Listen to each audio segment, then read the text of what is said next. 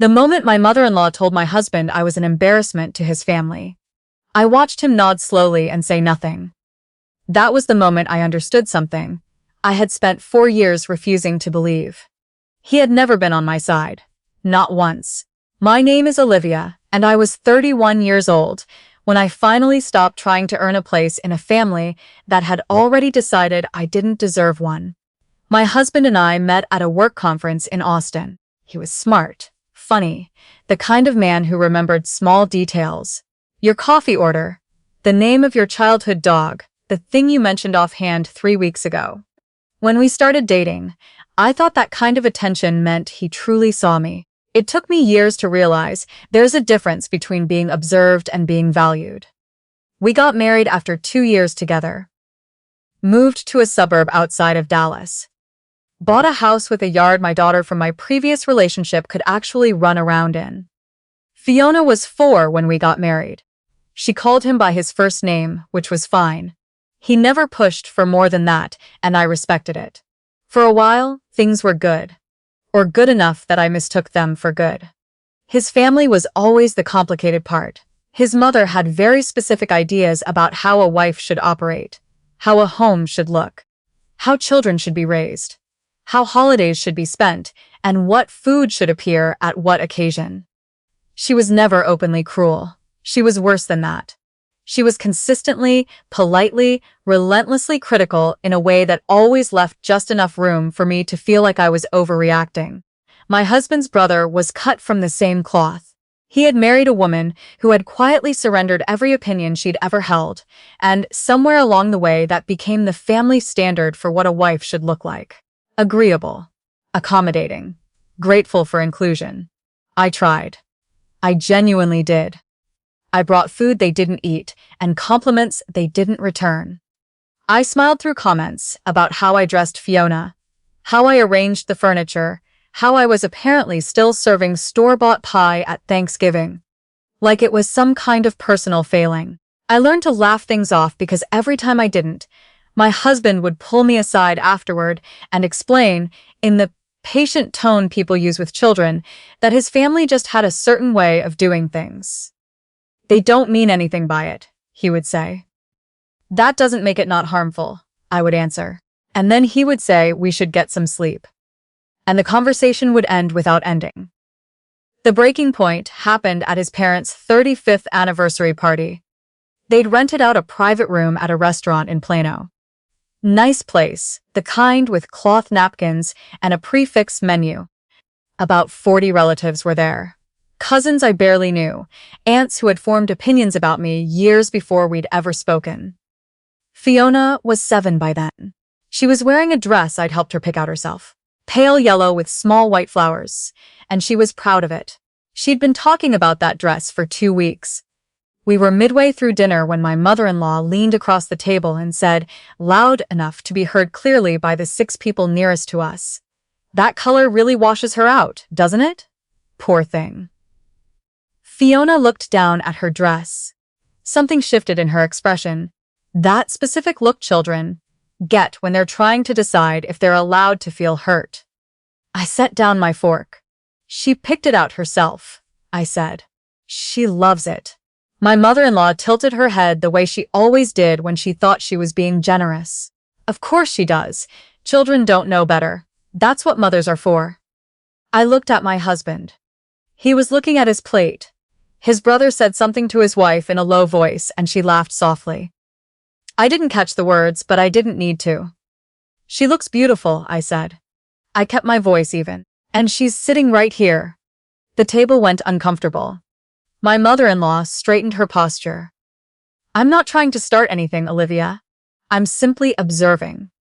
"I understand," I said, "but I'd appreciate it if observations about my daughter's appearance stayed private." That was all I said. I didn't raise my voice. I didn't insult anyone.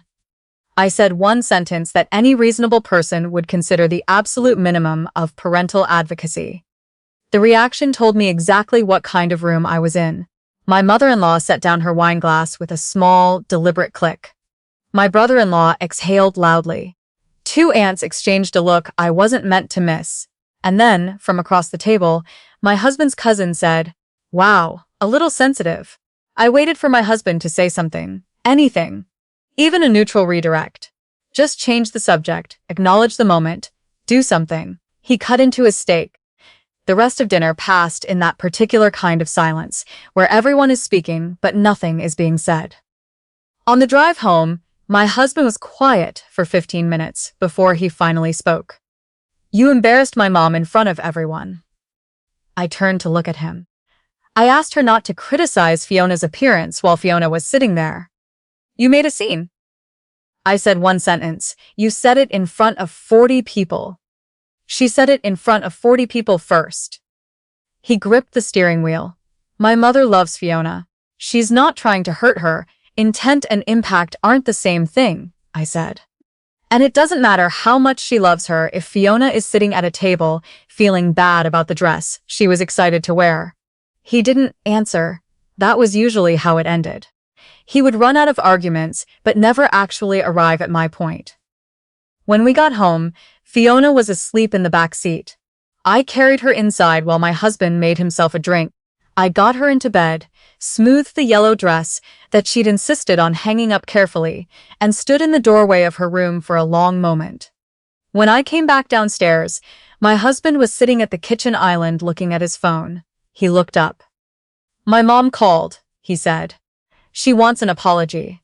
I actually laughed, not because it was funny. For what? I asked. For embarrassing her at her anniversary dinner. I defended my daughter. There was a way to do it that wasn't in front of everyone. She didn't extend that courtesy to me. He set his phone down. His voice changed.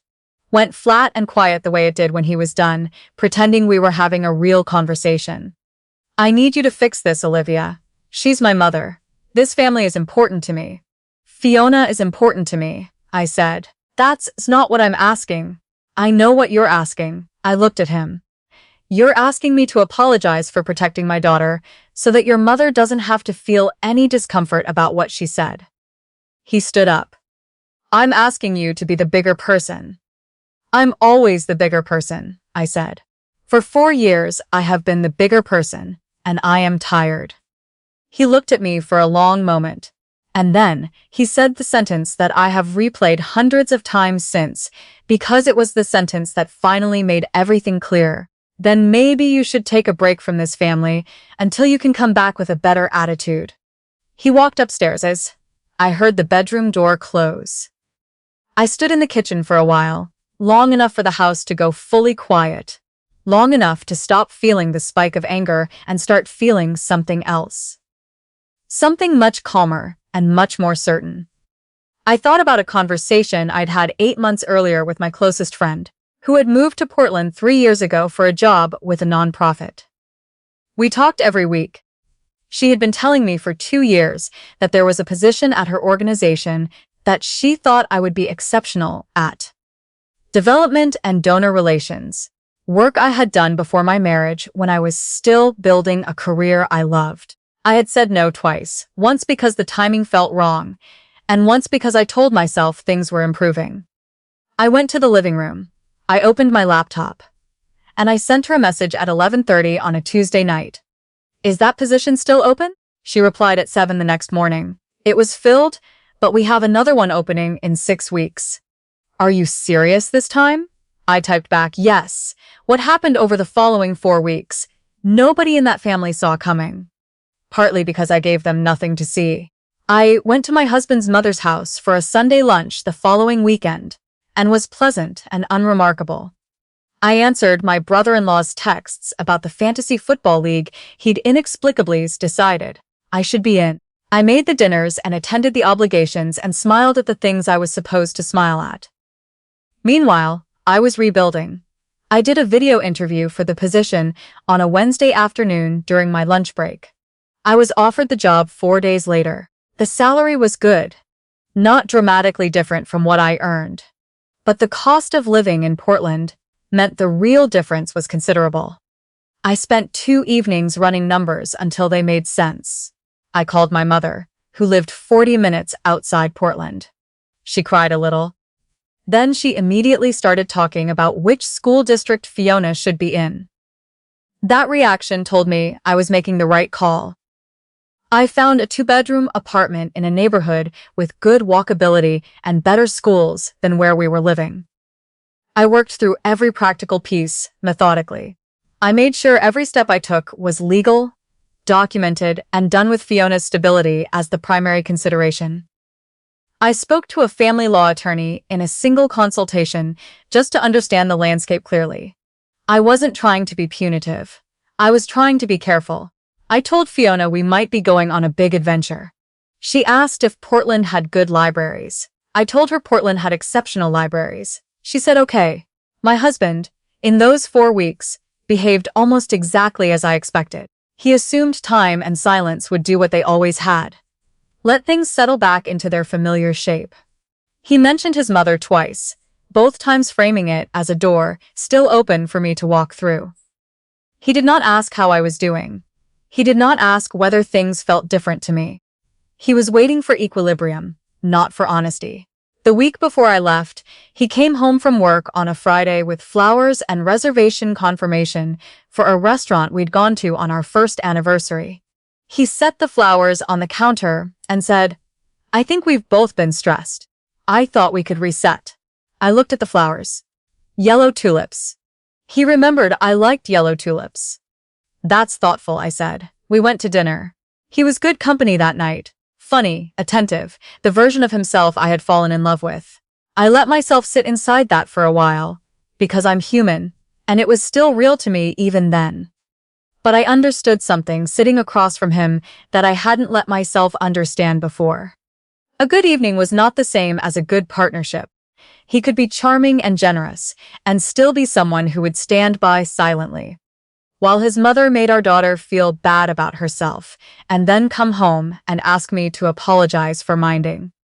The following Thursday, while he was at work, Fiona and I left for the airport.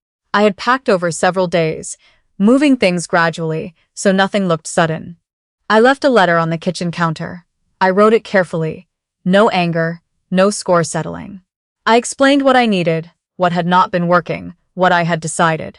I told him that I had always wanted us to be partners, and that I still believed he was capable of that, but that I could not keep teaching Fiona that the correct response to being disrespected was to absorb it quietly for the sake of someone else's comfort. We were through security when his first call came through. I let it go to voicemail. I let the next 4 go to voicemail as well.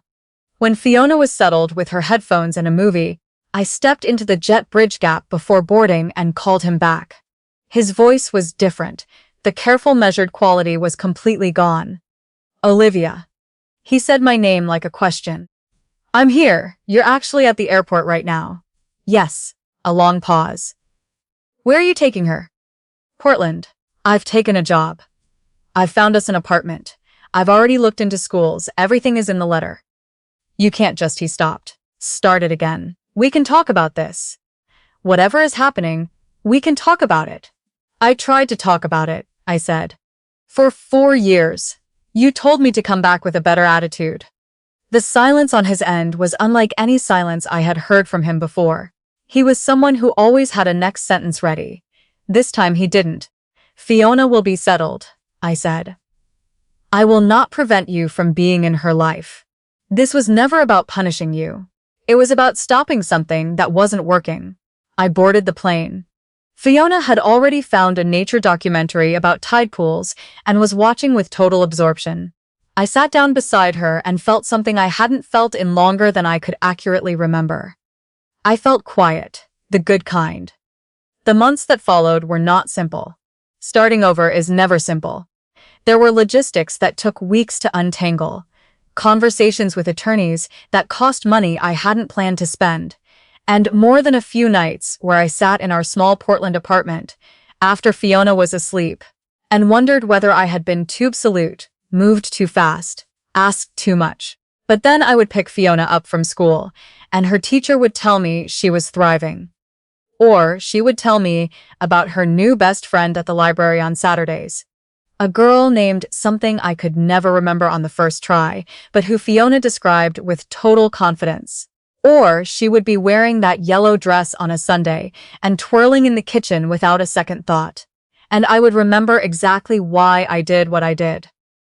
My husband went through his own kind of reckoning when the noise of his family's reactions faded. And there was a great deal of noise at first. His mother in particular had opinions about what I had done that she shared with anyone who would listen. He was left alone with the actual facts of what had happened. No one to translate, filter, or soften. Just the reality of what 4 years had looked like. He called me after about 6 weeks. It was a different conversation than the ones we'd been having. He wasn't arguing or negotiating. He said, "I've been thinking about the dinner, about a lot of dinners. I think I understood what you were telling me, and I just didn't want to have to do anything about it." I didn't say anything for a moment. "That's honest," I finally said. I should have said something when my mom made that comment. About Fiona's dress. You were right. She was sitting right there. It wasn't a sweeping apology that fixed everything at once. It was one true sentence about one specific moment that was actually worth more to me than a long speech would have been. His mother took longer. She reached out eventually, in the way people reach out when they realize the situation is no longer resolving itself in their favor. The message was less an apology and more an explanation of her intentions. I thanked her and left it there. My relationship with her changed from something I was trying to improve to something I was simply managing at a safe distance, and that turned out to be enough. The custody arrangement we built was workable. It required good faith from both of us, and mostly that's what we gave it. Fiona flew to Dallas for school breaks and summer visits. My ex-husband visited Portland twice in the first year. The second visit, he brought her a library card for the Dallas Public Library as a joke, and she acted like it was the best present she'd ever received. I don't tell this story because it ended perfectly. It didn't. There are still hard logistics, still moments where the distance is just distance, and nothing warmer. I tell it because of what Fiona said to me. About a year after we moved, one ordinary Saturday, when we were making pancakes in our small kitchen, with the window that faced a maple tree that turned extraordinary colors in October. She was stirring the batter too fast the way she always did, and she looked up and said, "Mom, do you think we're brave?" I asked her what made her think of that. She said, "Because we just decided to go somewhere new and then we went." I watched her stir the batter for a minute. "Yeah," I said. "I think that's pretty much exactly what brave is." The morning my husband told me to take a break from his family until I had a better attitude. He thought he was putting me in my place. He had no way of knowing he was handing me the single clearest signal I had ever received that my place was somewhere else entirely. And the life I built in that somewhere else turned out to be more mine than anything I had tried to fit myself into before. Some people will tell you that choosing yourself is selfish, but I had spent 4 years watching my daughter absorb lessons about her own worth from a table that had already decided what she was worth. The bravest thing I ever did was decide she deserved better teachers.